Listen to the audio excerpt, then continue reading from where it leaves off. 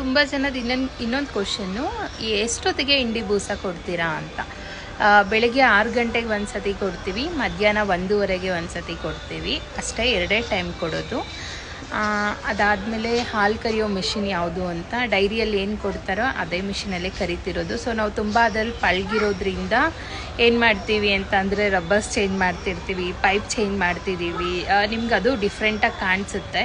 So ಹಂಗಾಗಿ ಅದು same ಅದೇ ಮಿಷಿನ್ನು. ಮತ್ತು ಕ್ಯಾನ್ ಕೂಡ ಅವಾಗವಾಗ ಚೇಂಜ್ ಮಾಡ್ತಾ ಇರ್ತೀವಿ ನಾವು.